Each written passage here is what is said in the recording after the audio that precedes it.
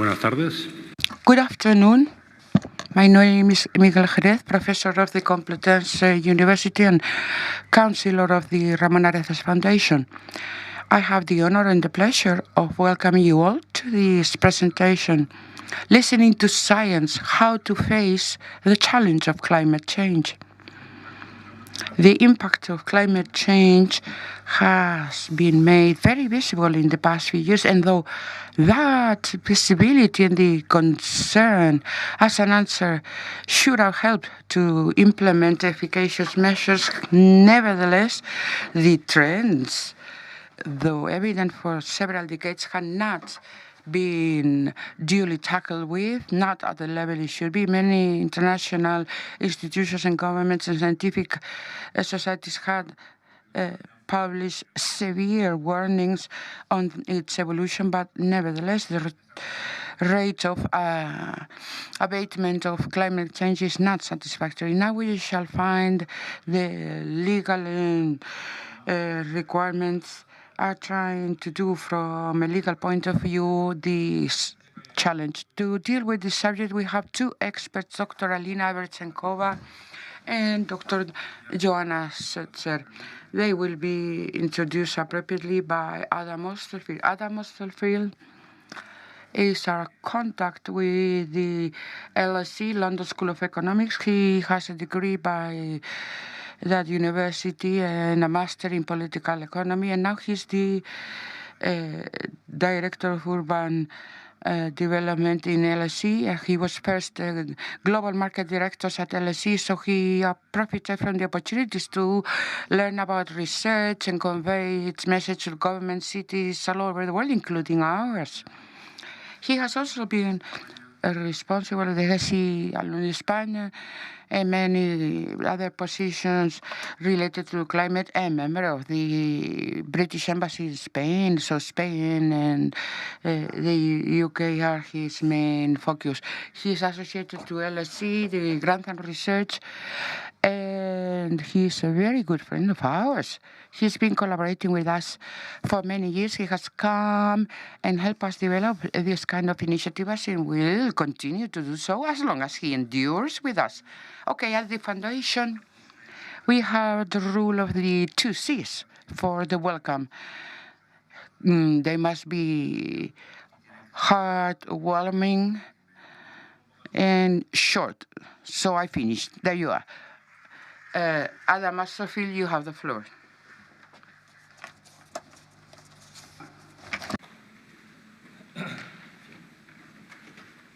Bueno, muchas gracias. Muchísimas gracias. Thank you. Thank you very much.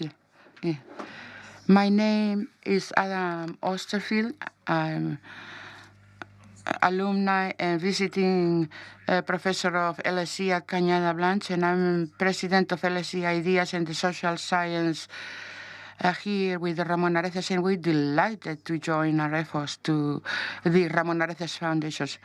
The LSE, the London School of Economics, is one of the best universities in social sciences. It's always the top 5, a great leader. We, Harvard, MIT, and others, it holds a very high position. It is a privilege and an honor to share here tonight in Madrid with our extraordinary faculty members to discuss some of the most important topics nowadays. The language of the event tonight. As Professor Miguel has already mentioned, and the director of the foundation, Don Raimundo, who is here, has been a great support to the LSE over many years.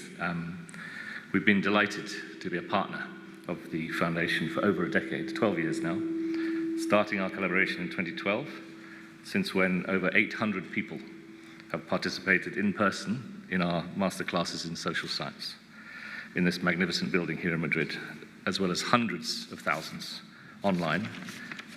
We're catching up with Taylor Swift. We have a bit of a way to go, but perhaps one day we will supersede Taylor Swift's followers. The generous full-time master's degree scholarships from the foundation, which see many students at the LSE, are also great value, and we're very grateful for the investment in human capital that the foundation makes. All our program output with the foundation and around the world is based on evidence. from world-class academic research, which we're delighted to bring to Spain for this event here today in September, but also as we've done over the last 12 years. We're particularly honored today to have with us Dr. Alina Averchenkova, who is a distinguished policy fellow and lead for governance and legislation at the Grantham Research Institute on climate change and the environment at the LSE. Alina is also a visiting senior fellow at the Elcano Royal Institute, the Real Instituto Elcano, here in Madrid. Dr. Averchenkova took her master's and PhD at the University of Bath in the UK, a fantastic UK university. We're also delighted to have Dr. Joana Seltzer, who's an associate professorial research fellow at the Grantham Research Institute on Climate Change and Environment at the LSE. Her main areas of expertise are climate litigation and global environmental governance. Since 2020, she's been leading the Grantham Research Institute's Climate Change Laws of the World project, which is the most comprehensive global resource on climate policy and legislation. She studied both her master's and PhD at the LSE after previous studies in her native Brazil in Sao Paulo, and was also a British Academy postdoctoral fellow, one of the most prestigious and competitive academic awards in the United Kingdom. So as a brief introduction to today's theme, when we designed this program in early 2024, we looked at all the data for 2023 for climate change to demonstrate the visible impact of climate change and understand the new data that was being received around the world for the impact of climate change on the planet and population. Here we are in September 2024, and already many of those indicators, many of those records have been broken again, including global temperature records during the course of this summer, and including here in Spain, many of the highly visible, highly impactful impacts of climate change that we've seen and witnessed or lived through. So whilst we see them every day on the news, and many communities suffer greatly from climate change, these trends have been studied by experts for decades, and international agencies and scientific institutions have issued powerful warnings against and about the potential catastrophic consequences of inaction around climate change.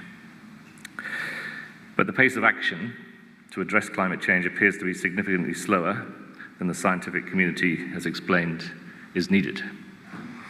So we hope today to consider how a variety of methods of climate action, legal processes, and international governance requirements are needed to address the urgent global climate change challenge. Both speakers are going to put their positions and arguments forward first, and then we'll be open to some questions after that. But first of all, I'm delighted to have Dr. Alina and Dr. Joana who present their views. Dr. Alina, you're first to come to the podium. Thank you.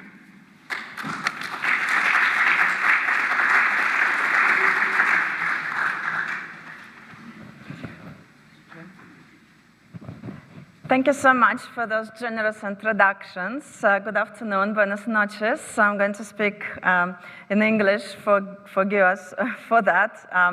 But as Adam said, climate change is one of the defining challenges that we're facing today. I think on this slide we can see examples of some of the devastating impacts many communities around the world, including in Spain, are facing as we speak. So it's not just a challenge that will hit us in the future anymore, it is a challenge that is currently on our agenda today. And just to set the stage, I wanted to show you this picture. This is Lake Chilwa in Malawi. This lake provides essential livelihood for the villagers who live around it. It's mainly fishing villages, so that's how the lake looks normally. This is the same lake, same place, same picture, the lake in 2018 during the drought. And that is just one demonstration of what climate change can do with communities. Needless to say, fishing is not possible anymore, which means villagers do not have income, they cannot provide for their families, there is no access to fresh water. So I think this is, I think most of us are aware of those devastating climate impacts.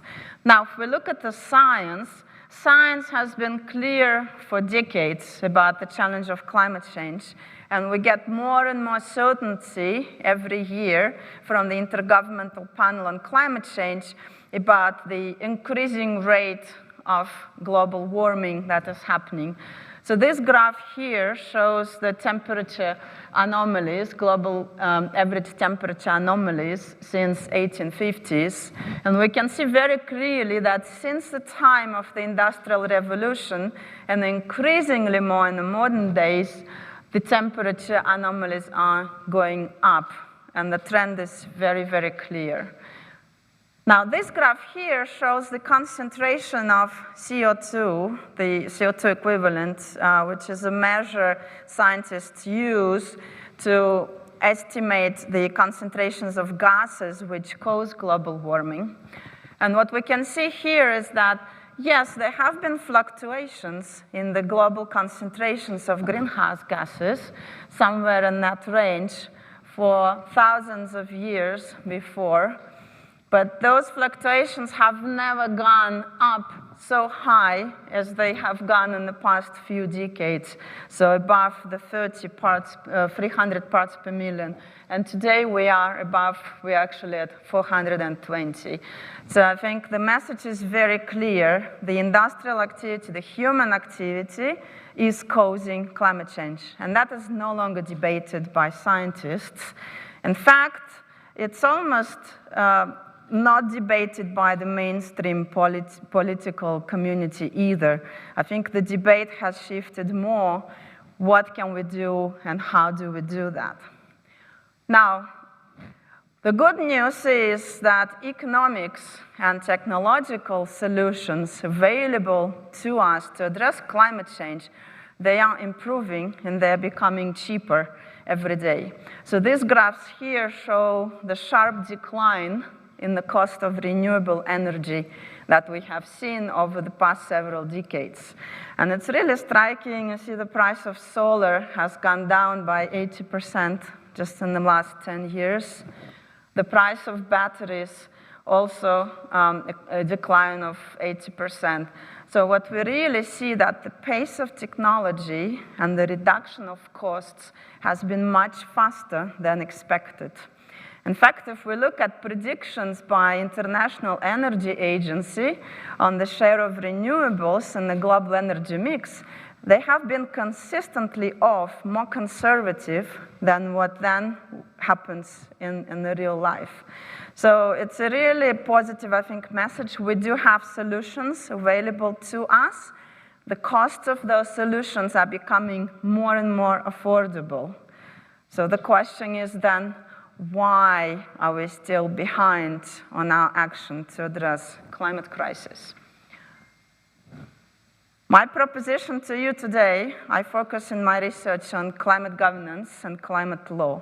So my proposition is that climate change crisis is essentially a politics failure. Why? Because of the short-termism in politics. Most politicians are elected for 4 or 5 years. And this is the time horizon they mostly are worried about. So this long-term perspective that climate change solutions require has been very difficult to get in the political cycles. What that means?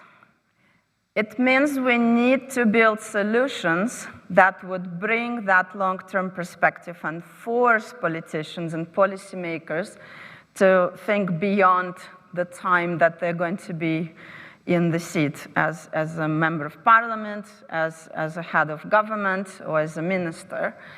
And we also need very clear mechanisms to hold politicians accountable for the policy objectives and targets, climate targets that they put into place.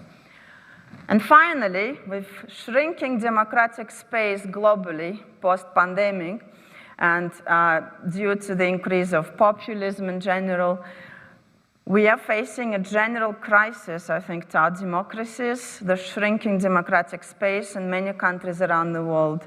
So in that context, in order to address climate crisis, which requires drastic changes to the way we live as individuals, the choices we make as consumers, but also for the governments and for private sector, the way we produce our energy, the way we produce our agricultural products, that kind of transformation cannot happen without democratic involvement of citizens. Otherwise, if we just go on and design climate policies without engaging the general public, we get social backlash. The type of backlash that we have seen all across Europe, the backlash that we've seen with, for example, heating law in Germany, where misinformation campaigns led to citizens to reject the policy, which they essentially didn't really understand, all because the government hasn't really planned through communication. So how do we do all of those things? Well, my proposition is the first way we do this is through climate change law, putting climate change objectives into the legal framework at the national level, which will allow the courts, the NGOs, and other actors to keep the government accountable for those objectives, which would also set very clear targets. In Spain, there is, of course, a climate law, which has been passed a few years ago, which requires Spain to reduce emissions to net zero, which means if some emissions, by 2050, if some emissions would still go into the atmosphere, they would need to be compensated by taking emissions out of the atmosphere. And many other countries have adopted climate laws as well. So I wanted to show you the example of 1997. This is around the time that the Kyoto Protocol was adopted. At LSE, we track all climate and climate-related laws and policies around the world. And in that time frame, we counted about 70 such laws and policies around the world. Well, if we go to the present date, this is the data for 2021, but still you could see now almost every country in the world has some sort of climate law and climate policy, which is very positive. What is not so positive is that not all of them are of high quality. Some of the essential elements that I talked about, targets, accountability mechanisms for the government to implement those targets. And the growing number of laws, what is very interesting in the recent years, we're seeing more and more of them emerging in developing countries, so it's not just in developed countries. Now, what are the key elements that we need in addition to climate laws to make sure that the governments can actually meet the objectives? And one of such elements is independent mechanisms for generating knowledge about climate change. So I wanted to show you this example. So this is United Kingdom. Like Spain, it has a climate change law, which it has adopted in 2008. It was the first country in the world to do so, to have a comprehensive climate law at the national level with legally binding targets. And in 2005, before the law went into force, David Cameron at the time was campaigning as the leader of the Conservative Party on the agenda that vote blue, go green, because the Conservative Party at the time discovered that young voters really cared about environment. So the message was very much geared to capture in particular young people. The same person as the head of government some years later was quoted in newspapers to say something completely different. So that just shows you how politics shifts, and we know that. So the same politician has reversed his position. Yet, if we look at the track record of the UK in reducing emissions, UK continued with implementing climate change law and continued with meeting its emission reduction targets. Why? Because they were embedded in the law. And the second reason why is because they had a mechanism in place keeping the government accountable. And that mechanism is independent advisory body on climate change, the Climate Change Committee. Spain, in its climate change law, also required the government to create such an advisory body. So I'll just explain what it is. The independent advisory body on climate change, the Climate Change Committee in the UK, is non-political. It is composed of experts which are selected on the basis of their high-level expertise, personal expertise. They don't represent any political stakeholders, and they come to this committee to advise the government on three things: the level of carbon targets, the carbon budgets, how the emissions should be reduced in the short and medium term. Second, they have to check every time the government adopts a target, which is then passed through Parliament to reduce emissions, the Climate Change Committee reviews the plan that the government produces on how it's going to meet emission reduction targets. So the government has to produce such plan. The committee assesses whether the measures proposed in the plan are going to be enough to meet the target. And finally, the committee every year makes an assessment how well is the government doing in meeting those emission reduction targets. And if it's not doing well, in front of the Parliament, the minister responsible for climate change has to appear and explain themselves how they're going to make up for the shortfall. So what it has done in the case of the UK, it has created this trusted source of information. And I wanted to show you this picture because this is based on our analysis of 10 years of all of the speeches made in UK Parliament which mentioned climate change and the information produced by independent advisory body, the Climate Change Committee. And what we find is that all political parties refer to the information produced by Climate Change Committee. It's not just Greens, it's not just Labour, it's everyone. What does it tell us is that Climate Change Committee really became a trusted source of information on which to base climate policy. It is really a powerful tool to get politics out of the discussions on climate change to some extent, at least when discussing targets and discussing progress made. So I wanted to mention this because I understand this is now a very current debate in Spain.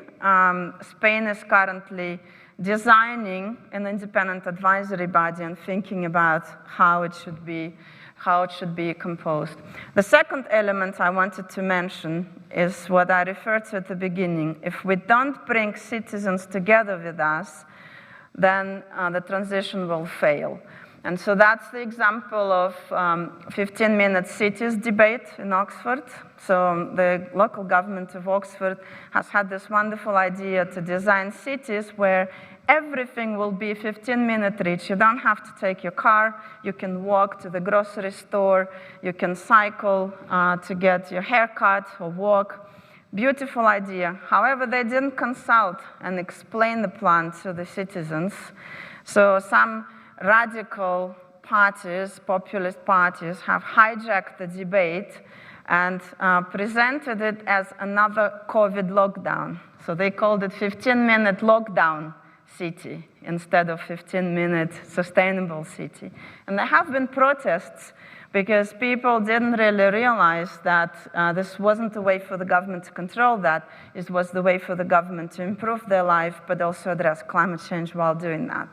So my second proposition is the climate laws should include not only mechanisms for targets and independent expert advice, they should also include strong mechanisms for public participation.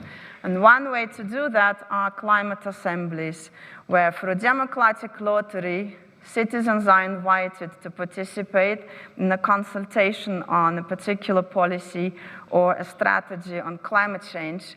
And they ask, from the initial pool of democratically selected random citizens, you then select those who will represent the average makeup of the population. And then they go through a learning process and facilitated deliberation and come up with solutions, recommendations for government on how to improve climate policy. And such assemblies have happened all over Europe at the national level. There was one in Spain So I just wanted to ask, who has heard about the one that happened in Spain a few years ago? Have any of you heard about that? That's the problem with this instrument. The one in Spain hasn't really been covered much in the media. But there was, if you are interested, have a look on the website. They have done wonderful work. There have been citizens selected all across Spain, representing different regions, different professions, and levels of income. And they have engaged with the government to provide recommendations on climate crisis. And so what that really is supposed to do is to help government improve the policies it designs, but also to get buy-in from citizens. So I'm going to conclude with some messages for our debate, which we can discuss more in the next segment. I think it's really important for climate objectives to be integrated into legal frameworks, such as climate law. And I can talk more about that in the discussion, but we do have evidence of climate laws making a major difference in the way countries address climate governance and how the government organizes itself and how it can be held accountable.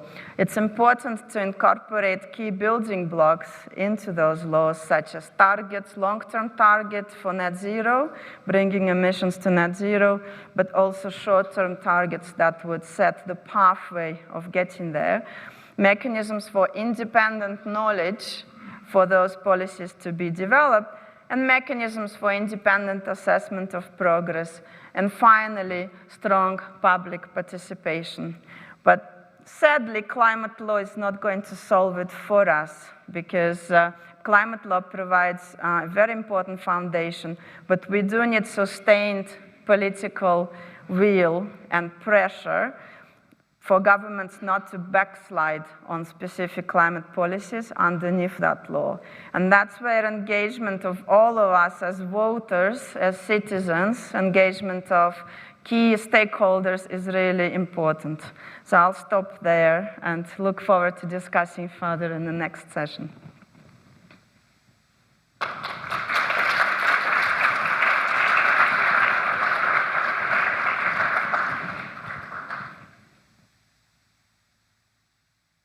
Hello, is this working? Yes. Hola, buenas noches.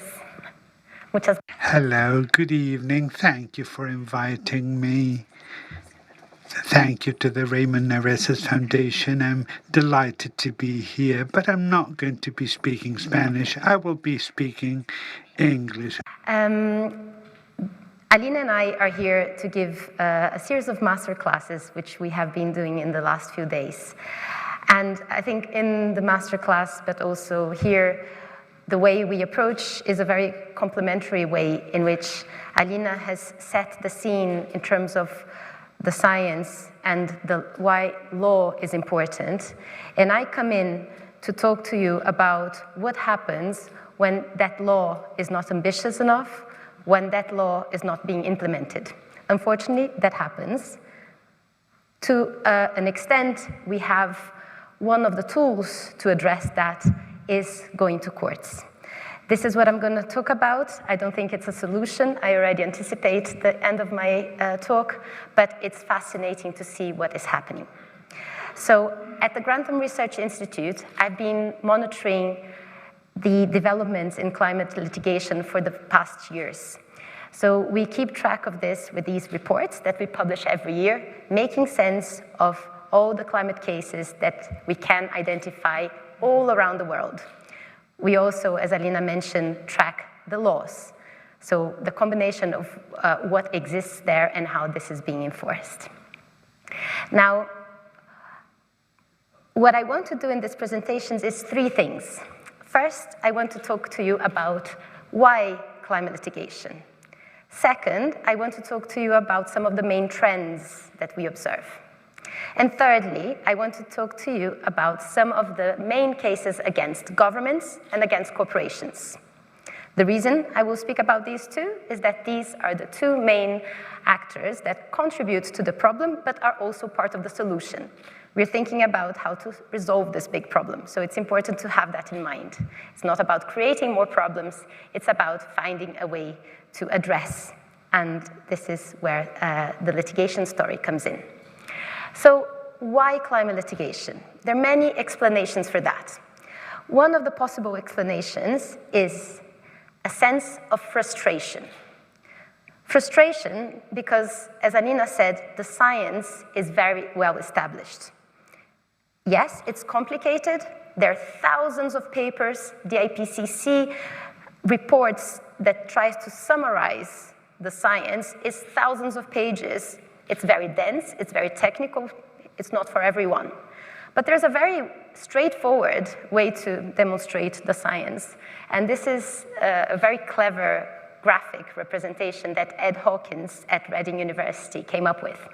Basically, each line in this image shows the temperature in a certain year. So it starts in 1860 and it ends now in 2024. I think my children would understand what's happening with the world. This is just measuring the temperature.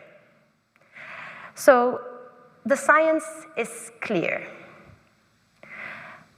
Internationally, there's been a lot of effort to get all countries on board. Understanding is correct. You need all hands on deck. You need everyone to try to reduce emissions. You need everyone to understand that countries need to adapt. So this is done on the international level. The UN, the United Nations, is the kind of instance where all of this comes together. The United Nations brings every year all heads of states and many other participants to the so-called COPs, Conference of the Parties. Soon, if you pay attention at the news, you'll start reading about the next COP 20-something that is happening in Baku in Azerbaijan. Every year, all heads of states get together to try to find a way out of the problem. Have they found a solution? Well, they have gone a far way, but the truth is it's not fast enough. So then we come to the part that Alina was talking to you about. We need not only the international agreement, we need domestic legislation. We need policymakers at the national level, and ideally also at the subnational level, to all legislate, translate those principles, the findings of the science into actionable law. Is this happening? Yes, we saw it is happening.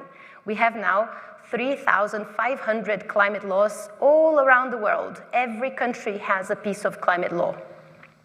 So this would give us the feeling that if the international is too vague, maybe the domestic will do the trick. But the reality, as you probably know, is that it's still not enough. Quite often, laws remain in paper. As we say, in Brazil, it's a very common thing. I'm originally from Brazil. And in many other countries, the same problem applies. It's a beautiful law. It sits on a piece of paper. So why climate litigation? Because increasingly, as I said, the sense of frustration started to grow. And young people and old people and scientists and economists, all of them started to say, well, whatever they're doing is not enough. Now, let's try what we can with our tools. Let's show the science. Let's show the economics. Let's show that the more we do address the problem now, it's going to be cheaper than addressing in the future. That is more fair to address now than to leave this for the future generations. But still, that's not enough. Humans take time to change behavior. Corporations and states are heavy machines. Sometimes they need that extra push. So the extra push from what I study is coming from this idea that we should be flooding the courts with cases. So let's see how this translates. All around the world, we're starting to see climate cases being filed. Most of these cases are filed against governments. Less cases are filed against corporations. They tend to attract a lot of attention, and even less against individuals. Now, this phenomena is something that started not last week, although we've been talking more about it recently. It started already in the 90s, but it has really grown into something that hits the headlines. If you start paying attention, you will see that The Guardian, the New York Times, all these major newspapers will be talking about decisions in recent climate cases. And these are happening in global north countries, in the US, Canada, Australia, Europe, but also in the south, in Asia, in South America, with Brazil being the country with the highest number of cases. Internationally, there are also some cases. 5% of the cases have been brought before international courts. They also tend to get a lot of attention, but it's a small number. So this is the map of litigation spreading, and this is the graph of how it's growing. So you see it's growing quite significantly. It's growing also only in recent years. Around 70% of cases have been filed since 2015. And now we know of around 2,600 cases. So it's a good amount of climate cases that have been filed in the recent years. Let me try to explain you what these cases are about. Some cases won't be trying to get us to advance climate action. They won't be trying to get governments to be more ambitious. They won't be trying to get companies to be accountable. Some of the litigation is, in fact, non-aligned with climate objectives. It's what used to be called anti-climate. That happens. Litigation, if any of you have been involved in one or if you know about it, can come from whatever party brings it. It can deal with the topic in the two controversial ways that the judge will then have to address. So this is very much the case here, but we are seeing in this last year perhaps a reflection of how polarized the world is becoming, an increase in strategic litigation being brought to stop governments legislating, stop companies adopting ESG commitments or even net zero commitments. This is kind of worrying because we are seeing how the trying to get action and trying to stop action both are being taken to courts. I won't talk much about these. I think we would be a bit depressed by the end of the night. I don't want that. Let's focus on the cases that are trying to drive climate action. So we have here a few thousand of cases that we try to classify, and they're quite diverse. They're cases that are on commercial law, civil law, criminal law, tax law, labor law. So it's very diverse. And the way we look is, what is the strategy of the case? What is this litigation trying to do? In these very few minutes I have, I will focus only on 2 or 3 of these. But if you want to know more about, we can go on later. So the first type of case that I want to talk to you about is the case that is trying to seek governments to increase ambition or to implement legislation that is already in place. So we call these framework cases in a way that it speaks to what Alina was talking to you about. You have a framework legislation, the legislation that sets your targets, sets what governments should be doing, reductions that should be happening across sectors. When that is not going very well, litigation is brought against those governments. So this has started with a very important precedent in the Netherlands, in a case brought by an NGO in Holland against the government, where the government was told by a court, you're not doing enough, you have to step up your ambition.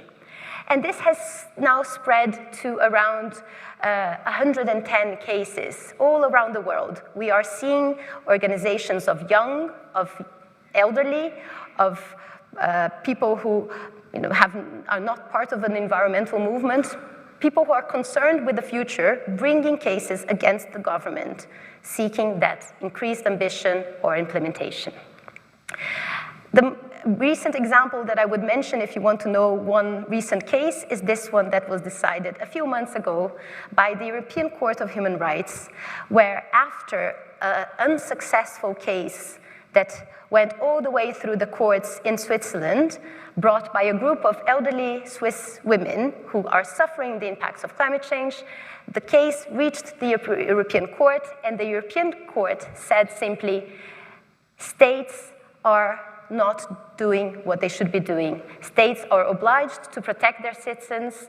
There are serious adverse effects, and states are not doing enough. It said that specifically in regard to Switzerland, but then it set what all member states should be doing, and what member states should be doing is very similar to what Alina said that she found in her research of what a good climate law is. So very good. It looks like our research at the Grantham and the courts are understanding what is that a law should have to be effective. And to be effective, laws have to have targets. They have to have a long-term targets, a medium-term targets. You have to show you're complying. It's not rocket science. It's having an intention, showing how you're doing, and keep doing better in a very straightforward way. So this case has, of course, created some controversy in Switzerland, where the parliament was challenging whether the court should be telling Switzerland what to do. That happens. It's not uncommon that a government will say, well, the court shouldn't be telling me what to do. I'm the government, I know. But the court is saying, well, perhaps you know, but you're not doing enough. As this third branch of power, being exposed to the science, being demonstrated that states could be doing more, the courts got to this point of telling governments to do more. So let's see how this is going to go in the next years. And in this last part of my presentation, I want to move from governments and see what courts are doing in relation to corporations. So the first part was the cases against governments. This last part, I want to look at some of the cases that have been filed against businesses. What type of corporations? Well, in the beginning, the corporations being targeted by litigation were, let's say, the obvious ones, those that most emit carbon dioxide, so oil and gas, cement companies. These companies have been sued since the early 2000s. Some of these companies have been sued very much along the lines of that tobacco litigation or asbestos litigation, if you remember, when it was proven that these companies knew that the product that they were putting out in the market was dangerous, was damaging people's health, and they lied about the science, they lied about what they knew, and eventually they had to compensate victims. So this is what has happened in tobacco, in asbestos, and many of the early cases, climate cases, were similar to those, some brought by the same lawyers, actually. Now, this is the kind of graph where you have few types of sectors. But as you see, not only the number of cases against corporation is growing, but also the sectors that are being targeted have diversified enormously. Now, we're not just talking about oil and gas companies, we are talking about litigation being filed against chemicals, against agriculture, against food companies, against banks, against financial institutions, against airplane companies, car companies. And this has been a real recent phenomenon that we observed in our research. One of the reasons why this is happening, and this will be my last slide when I get there, is that a lot of this litigation is what we call greenwashing litigation. The idea that these companies, I always like the example of, there's a very trendy oat milk company that is quite known in the UK called Oatly, and they were advertising themselves as carbon neutral, better than cow's milk, but they went a bit too far. And what happens? They were sued, and they had to put that campaign down. So even companies that you wouldn't be expecting that were being sued for climate washing or greenwashing now are. The banks, they are being sued because they are investing in those activities. So quite an indirect role, but still they're being challenged. So now, just to finish with a few examples of this corporate litigation, as I said, early days was seeking for this polluter pay idea, so trying to get the companies to pay for the damages. The early tobacco-like cases were not successful, but now we have quite a few cases that are before courts in the US, but also in Europe, where maybe there's a chance they are going to win. One example this gentleman over there, Saul Luciano Liuya, a farmer in Peru, who has filed a case against the German utility company RWE, saying that because RWE contributed with emissions that caused this global problem, that global problem is affecting the glaciers that are just on top of his village. The glaciers are melting, his village is at risk. He wants RWE to help paying for the costs of protecting his village.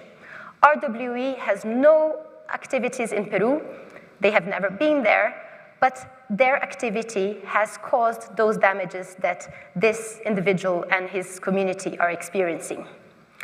This case is ongoing. Now, the last case I want to mention is a case that you will probably hear very soon, a decision in November. It's scheduled for the Court of Appeals in the Netherlands again to decide on a case that was filed against Shell. What the NGO is seeking, they're seeking the same thing that Urgenda got to, which was the state has to step up ambitions and align with these international commitments. That idea of a duty of care was extended to a company. So now Shell was told, they appealed, and we will hear an appeal, but they were told that it doesn't matter that they're not a state, they're a company, but still they have to align with the Paris Agreement. Shell has to reduce its emissions. So wait, watch the scene, and we'll see what the Court of Appeals will tell. If the Court of Appeal confirms the decision of the district court, this is the first time again that a company will be told to reduce significantly its emissions to a point where maybe the business model that Shell has won't be viable anymore. So to finish, I already mentioned the greenwashing cases. These are quite diverse. They're very straightforward, and they have seen quite a lot of success. These cases are easier to demonstrate. Again, my children can tell when they're being lied to, when Shell says that they're a green company, that they invest heavily in renewables. You know, red flag, that doesn't sound right. Can you prove? Oh, well, you invest 0.01% in renewables. That's not very impressive. Campaign is down. So we see a lot of challenges on advertisement campaigns, on sustainable claims, and these cases have had a real high rate of success. So I want to finish here to tell you that this is a new field, a field that has grown significantly in these last years. Definitely is not the only tool that we will have to address this huge problem, but it's one of the tools that has proven to be perhaps effective in creating that idea that there is accountability, that the laws can be put into practice, and they should, and if that's not happening, those who are not doing enough will be responding before the courts. So I stop here, and I look forward to our Q&As.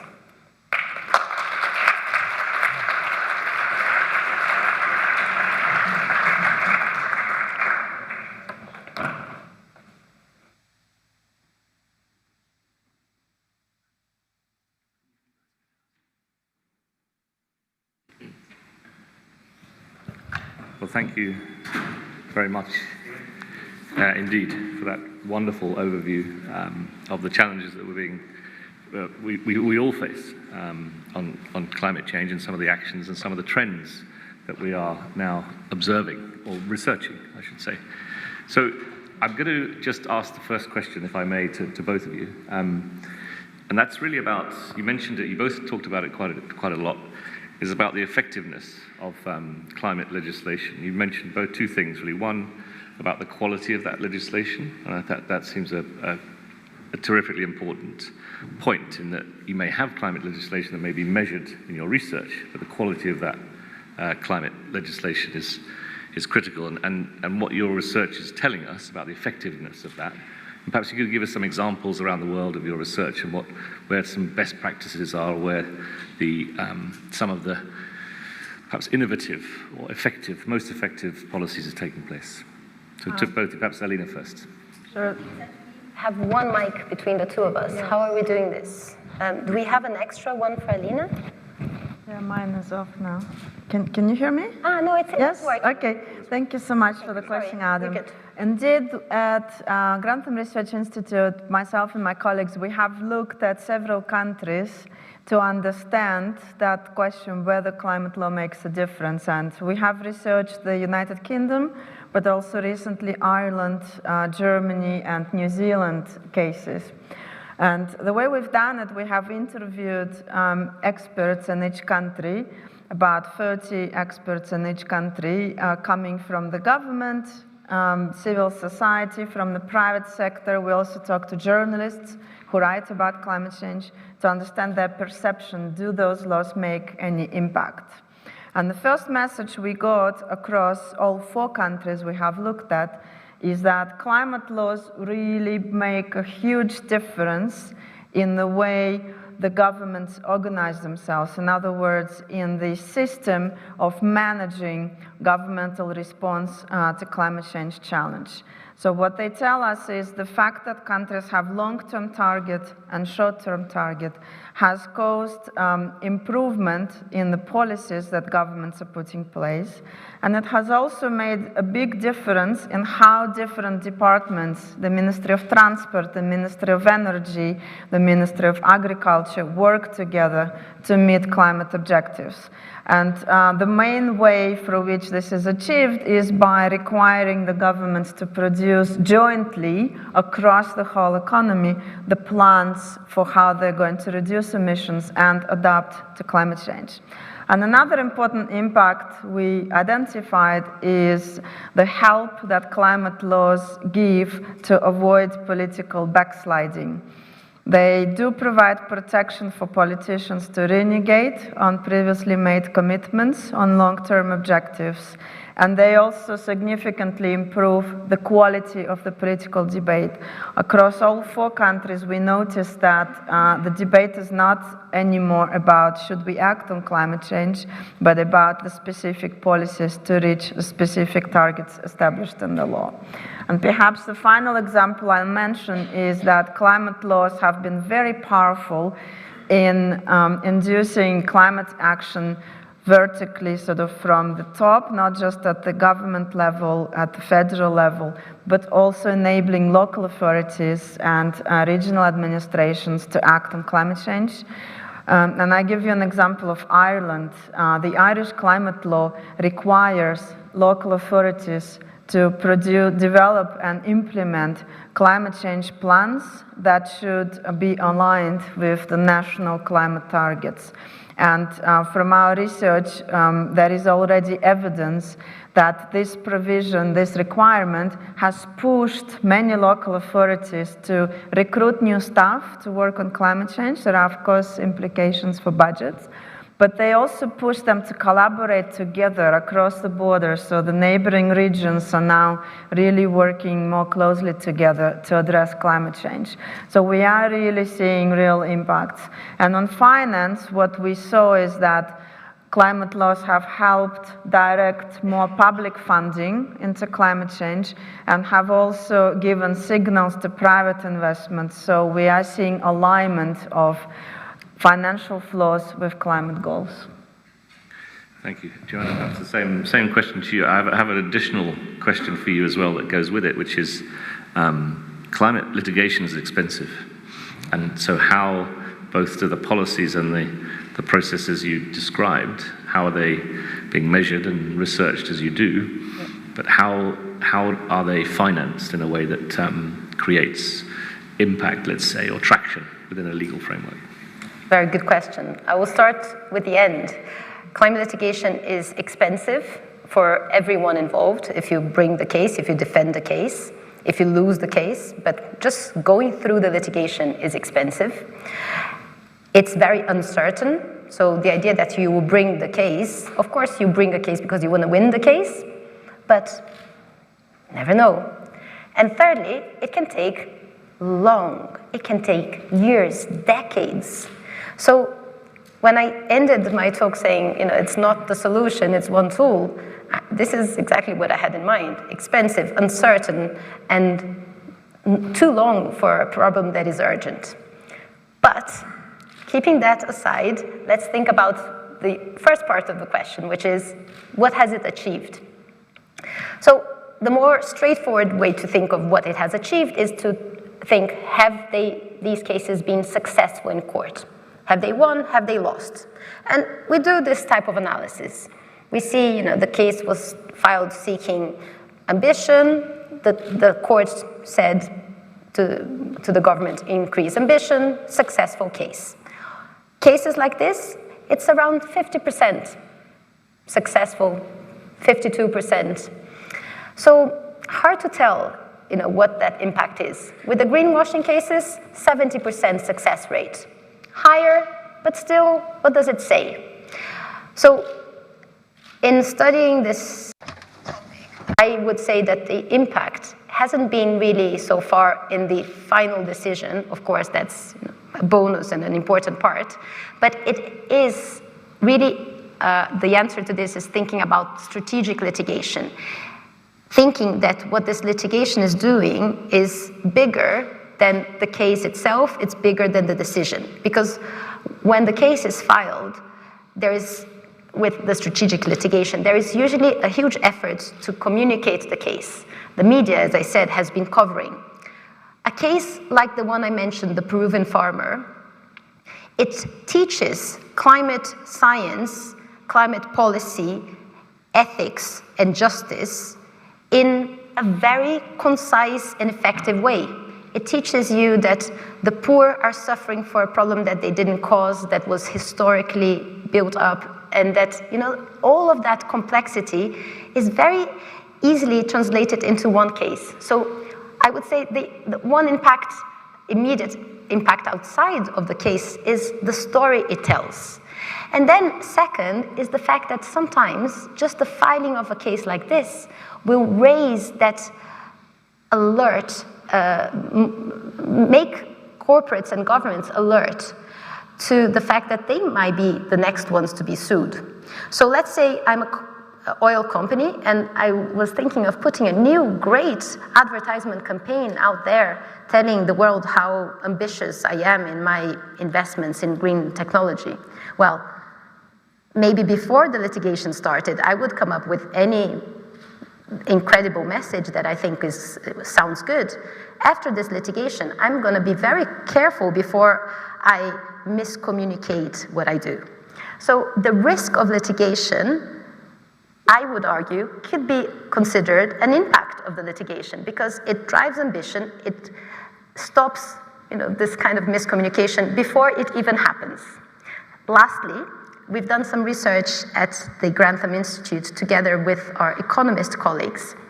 So I teased them and I said, they do a lot of research seeing impacts of stuff on share prices. Whatever thing you can imagine, they can see if it affects the share prices of companies. As you know, companies are very worried about their shares. So I said, do you think you could try to see if there's an impact of litigation on share prices of these oil companies? They said, sure. So they ran all those models, complicated stuff. And after a long time, we were able to get to a robust result that shows that the litigation has already impacted the share prices of these litigated companies. So for the companies, that's something to be worried about, their reputation, their share prices, what they tell their shareholders. It's a real impact. That's fascinating. Thank you.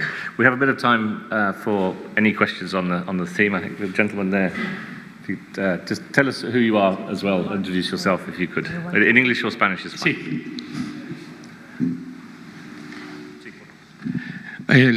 Muchas gracias por su... Thank you. Thank you for your presentation. I don't question the existence of climate change.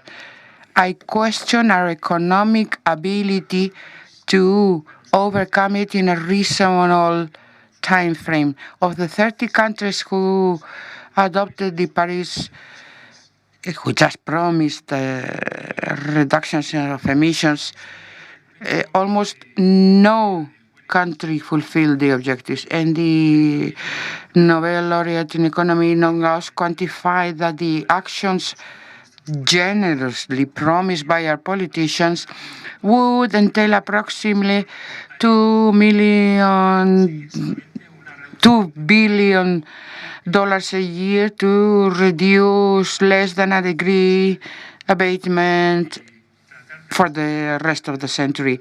It's a chronic disease. It seems virtually impossible from an economic point of view. We won't be able to deal with the climate change. And after all, we couldn't neglect the other diseases present in our society. That's my question. How do we get to apply our climate priorities to third countries in development? We just keep them in total misery and poverty, preventing their development. Is that what we are doing? Nobody voted in Spain the Agenda 2030, so you're legislating, imposing, and punishing, and that is not the approach. You have insisted on legislation, and even satisfying with climate problems and litigation in the courts of justice, and that's not the solution, since in the short term it is unavoidable, and we shall be able to reduce some emissions, but we're preventing developing countries from progressing. The fossil fuels allowed us to get to the moon, but what are the real practical actions? Not legislation point of view, but what acts or regulations could be possible to really solve the problem, at least in part, in the midterm? So I think, thank you so much for your question and for raising this challenge. I think I fully agree with you on the point that we can't resolve the problem just by legislating and putting legislative frameworks. We need to resolve the problem by changing the behavior. And changing the behavior implies changing the behavior of individuals, consumers, households, changing the behavior of corporations, businesses, and changing the behavior of governments which set the frameworks which guide decisions of corporations and to some extent of individuals. So I think what we focused about today is on the legal frameworks to guide the decisions of governments and corporations to some extent, because corporations operate on the consideration of profits, costs and benefits and profits. And if we establish frameworks which make it more profitable to invest in renewable energy than to invest in fossil fuels, to produce energy based on clean fuel than produced on coal and gas, if we create incentives that make it more beneficial to grow vegetables in a sustainable way rather than using a lot of fertilizers that then emit greenhouse gas emissions, that is one part of the problem. So that's why we focus on legislation and ways to enforce it. On the other part, how do we shift psychologically and kind of how do we bring society with us? I think that's something I touched in my presentation a little bit, and that's where some of my research focuses on. We absolutely need to, educate, I think, more people about the problem and the solutions available to it, because oftentimes it's a scary scenario, and that's where it stops. We need to give people tools. What can each of us do by recycling, by biking, or switching to electric car instead of the driving dirty polluting vehicles, for example. And that is where education, but also public participation, engaging everyone in the decision making. So the climate assemblies I mentioned to you, we have evidence from many assemblies in Europe that citizens who have gone through a climate assembly, it's been a life-changing experience for them because they've learned about the issue, but they also learned about solutions, and they felt they were able to contribute to designing the response of the country to the challenge. So to me, you need to have all these pieces of the puzzles. One law is not going to solve it. We need all of that. Guiding frameworks for changing, making climate investments profitable ones and damaging ones non-profitable, and bringing people and giving them tools to act. And maybe just adding a small point, Alina covered a lot, but adding that the legislation can provide incentives. So she mentioned incentives for renewables, for instance. The subsidies that have allowed the fossil fuel industry to exist, they came from something like this. You can also create the infrastructure, the incentives for other technologies.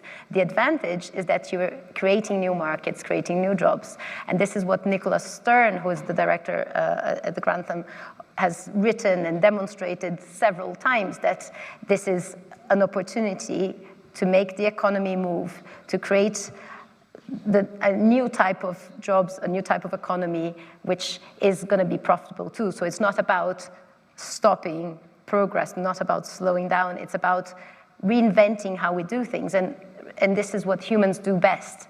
However, humans need that indication of why they should be doing things different. Sometimes I feel prohibiting something, saying a law that will say from whatever year we have no more coal. It doesn't make more sense to have coal.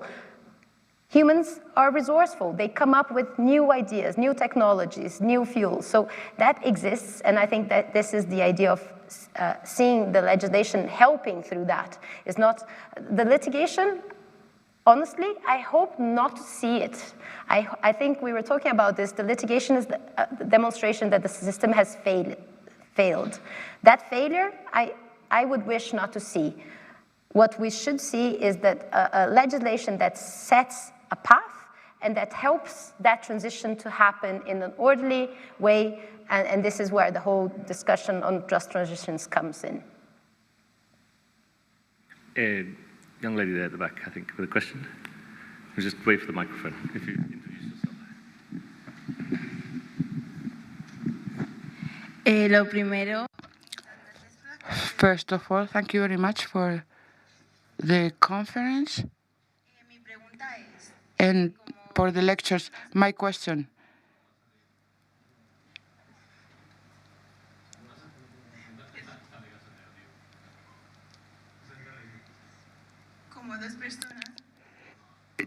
We too are affected. We two people. Later, you're too emotional. Okay. Thank you for your conference. I would like to ask two short questions, but I would like to ask in Spanish my questions. First question for Professor Joana Seltzer. The effect of the courts of justice on the corporations and governments when you win a case, when litigation wins. But what about the opposite? What's the effect when it wins litigation against activist groups? There are in the United Kingdom a litigation, and he was in jail and in prison.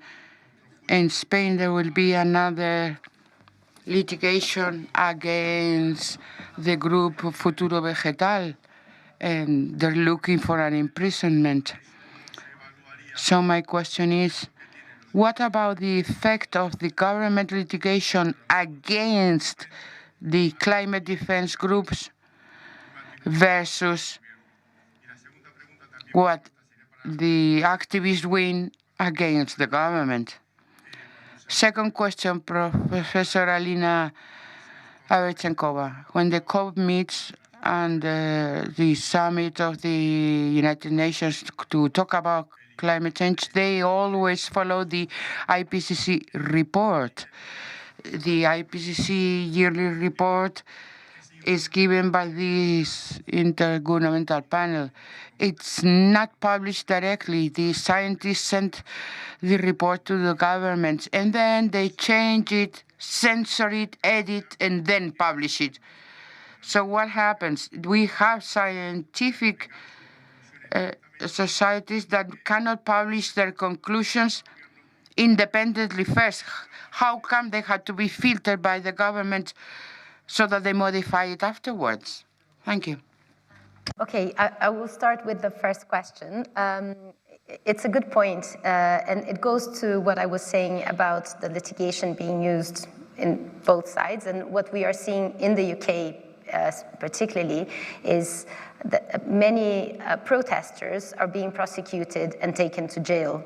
What is even more shocking, I would say, is that there has been a determination that these activists, these protesters, cannot use the word climate change in their defense. So they will say, I was protesting and blocked that road because I'm very worried about climate change and I don't see my government doing enough. They're taken, they are prosecuted, and when they are there before the judge in court, they cannot say that they are worried with climate change. That has been forbidden. That is a very, very strange move of the UK courts in not even allowing the defense to say why they are doing what they're doing. Sorry? Yes. So we are seeing how, and this is of course not just exclusive to climate, and it was very much a feature of perhaps the previous government, where there is a clear intention in stopping protests, and that could be about anything, right? So there's been an effort to say, look, let's send a clear message that people shouldn't be protesting. So and you're right, these cases have been decided. Some people are in jail, and that's a very different story from the litigation that I was discussing.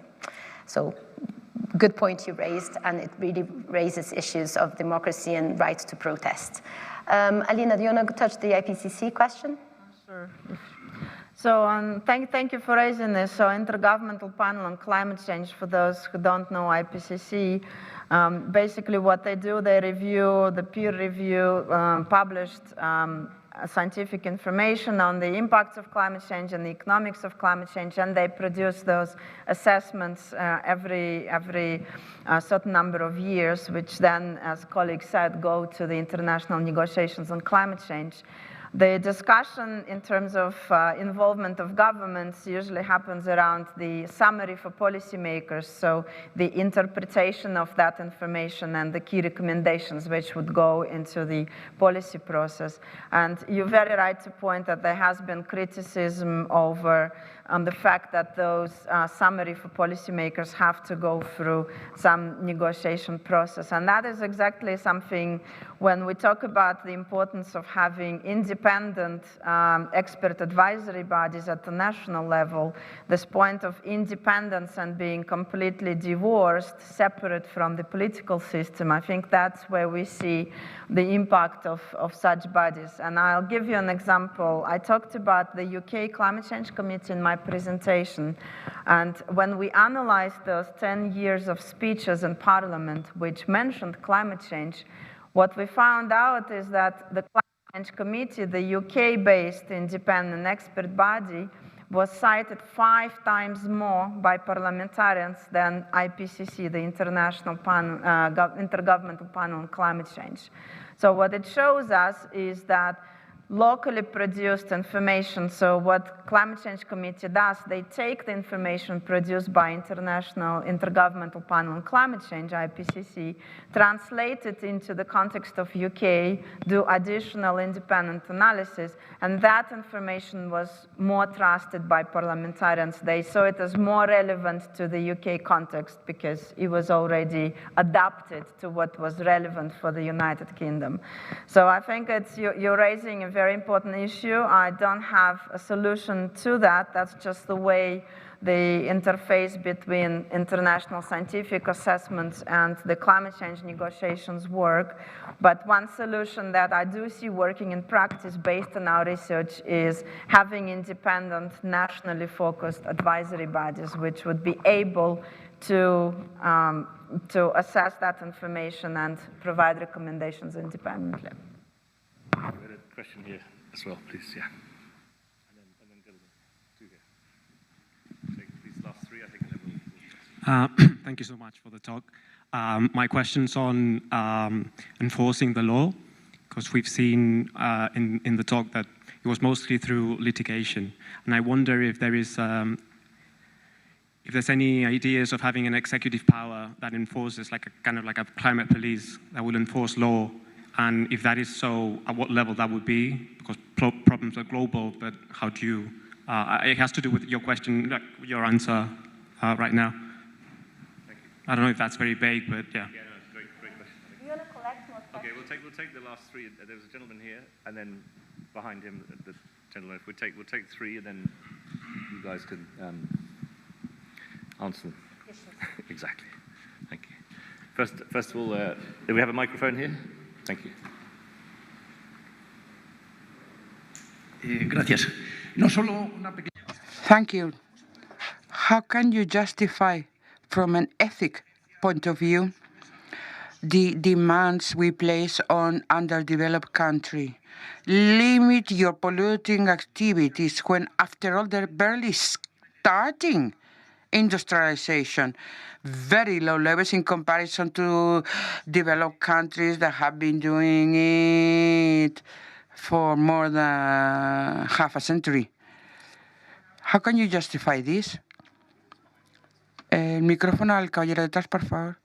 Mi pregunta. My question is the following.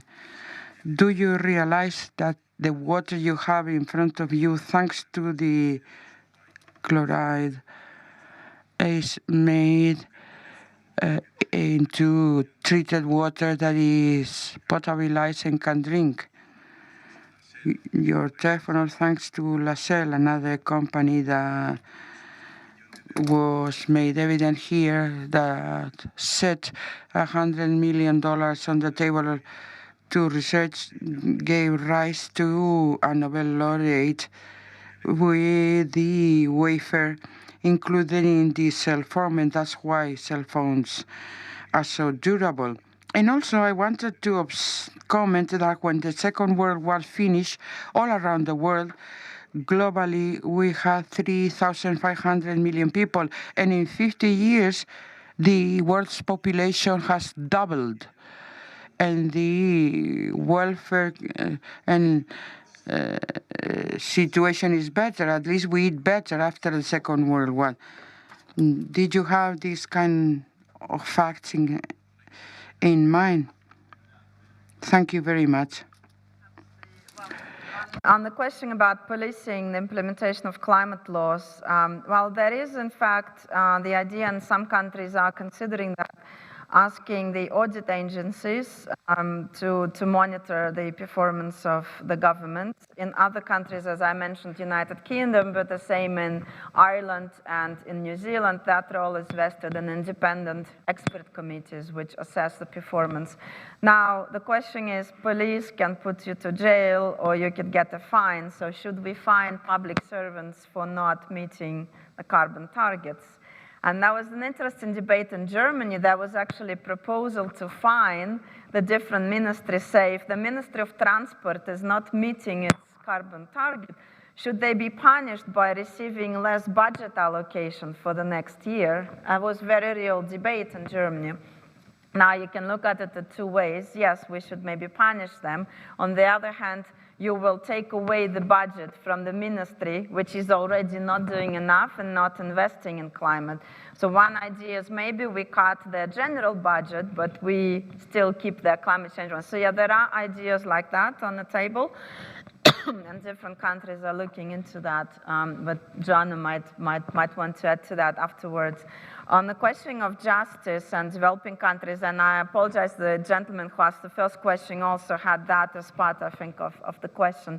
This is a core issue in the international negotiations on climate change. Those who are most responsible for the problem, industrialized countries over the years, are also the least impacted. However, there is also the intergenerational issue. If we don't act now, we are limiting the possibility of future generations to actually have a good life. So how do we deal with that? Well, the way we deal with this right now in the international system is by saying that, yes, developed countries have to take responsibility. They have to do more, and they have to act faster. That's one. Second, they also have to take responsibility for helping developing countries adapt to the impacts of climate change and to shift to cleaner economies. So the system of Paris Agreement is based on voluntary commitments by countries. So nobody is obliging India or Kenya to act. They're called upon to act, but the ethics service is also, if we don't act all jointly together, we will fail. So we need to find a way to help the Kenyans and the Vietnams of this world to do it effectively, to actually build the economy, to grow their economy, but not based on fossil fuels, based on renewable energy. And that's the task. And on the population question, absolutely, this is one of the key challenges we're facing, the growing population. And that, of course, leads to growing emissions. And I suppose there are people who are suggesting containing population growth, but that's a very, I don't think ethically in a democratic in particular systems, that's going to be very difficult to implement. So we need to find a way for populations to grow, but in a sustainable way, reducing our consumption of fossil fuel-based products. Anything to add from that? I think we had a very, very last question there from the young lady. I think we have to... Hi, both. Thank you so much for the talk. I thought it was very interesting. My question is about the influence of corporations in the creation of climate legislation. And so, of course, there's a million examples, but for instance, this summer in the US, Trump was asking for $1 billion investment from oil corporations to basically take out a bunch of climate laws that Biden had put in. And so I'm wondering, how can you reduce the influence of lobbying in the process of climate regulation and climate legislation? And then I guess as a secondary question for Joana, have there been any cases of climate litigation that have looked at reducing lobbying or making lobbyists take accountability for their influence in climate legislation? There was the last one here. Yeah, I think we can collect. And then we'll have to leave it there. Just a quick question, if we may, and then you guys to answer. Yeah. Yes.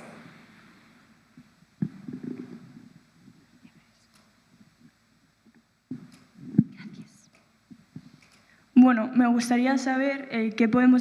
I'd like to know what can we do, each one of us, to slow down the climate change.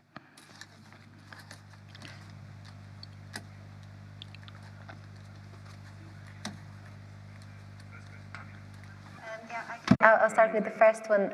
So you raised an important topic, that is the lobbying.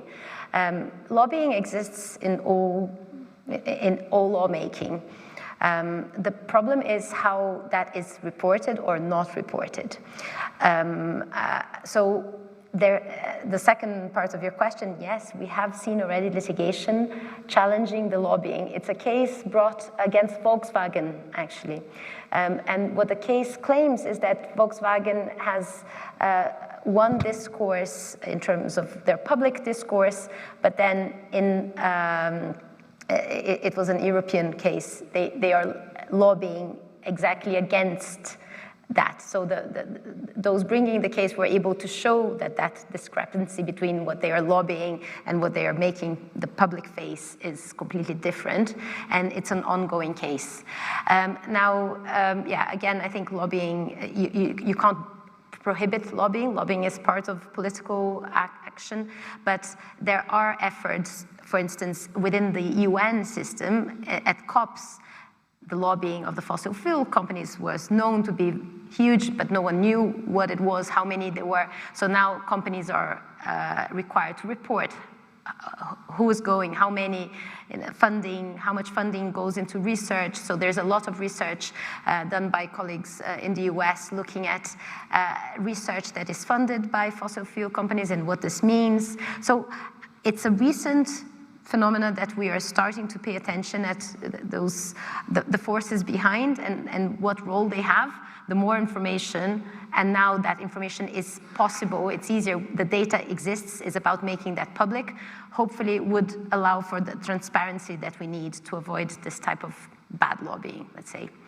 Can I just add to that on the lobbying point? I think one way, the biggest problem is when those lobbying vested interests, they are the only ones who get access to policymakers.